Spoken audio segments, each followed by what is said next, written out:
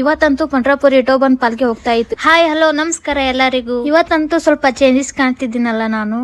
ಅಕ್ಕ ಎಷ್ಟ್ ದಿನ ಆಯ್ತಕ್ಕ ನೀನ್ ನೋಡಿ ಚೆನ್ನಾಗಿದ್ಯಾ ಅಕ್ಕ. ಇವಾಗ ಆಟೋಕ್ ಹತ್ತಿ ನಾವ್ ಎಲ್ಲಿ ಹೋಗ್ತಿದೀವಪ್ಪ ಅಂದ್ರೆ ಪುಣೆದಿಂತ್ರ ಪಂಡ್ರಾಪುರ ಇಟೋ ಬಂದ್ ಪಾಲ್ಕಿ ಹೋಗ್ತಾ ಇದ್ರಿ. ಅದಕ್ಕಲ್ಲೇ ನಾವ್ ಪಾಲ್ಕಿ ನೋಡೋದಕ್ಕೆ ತಿಳ್ ಬಂದಿದ್ದೇವ್ರಿ ಎಲ್ರು ಕೂಡಿ. ಪಾಲ್ಕಿ ನೋಡೋದಕ್ಕೆ ಎಷ್ಟು ಜನ ಅಂದ್ರೆ ಕಾಲ್ ಇಡೋಕ್ ಸುತ್ತಕ್ಕೆ ಜಾಗ ಇರ್ಲಿಲ್ಲ, ಅಷ್ಟು ಜನ ಇತ್ತು.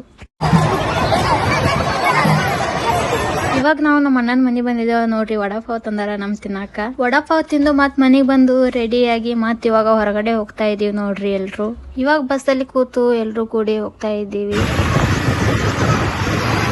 ನೋಡ್ರಿ. ಇವ್ರಂತೂ ನಮ್ಮ ಅಕ್ಕ ಅನ್ಕೋತಿರ್ಬೇಕು ನನ್ಗ್ ಬರೀ ಇವಳು ವಿಡಿಯೋನೇ ಮಾಡ್ತಾಳ ಅಂತ ಹೇಳಿ. ನಿಮ್ಗೆ ಯಾಕೆ ಬೇಕದು ತಿಕಾ ಮುಚ್ಕೊಂಡು ಹೋಗಲ್ಲ.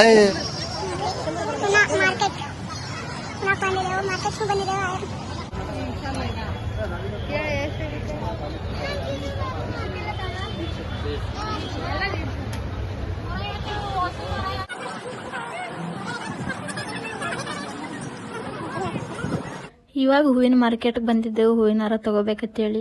ಮತ್ತೆ ನಾವು ಬಟ್ಟೆ ತಗೊಳ್ಕಂತೇಳಿ ಬಂದಿದ್ದೇವು ಎಲ್ರು. ಲೇಡೀಸ್ಗಂತೂ ಬಟ್ಟೆ ಎಷ್ಟು ತೊಂದ್ರೂ ಕಮ್ಮಿನೇ ಅನ್ಸ್ತೈತೆ ನೋಡ್ರಿ. ಯಾವ ಇವೆಲ್ಲ ತಿರುಗಾಡಿ ಅಂತೂ ಸುಸ್ತಂತ್ರ ಆಗಿತ್ತು, ಹಂಗೆ ಹೊಟ್ಟೆ ಹಸಿವುನು ಆಗಿತ್ತು. ಅದಕ್ಕೆ ನನ್ ಕಣ್ಣಿಗೆ ಕಾಣಿಸಿದೆ ಇದು.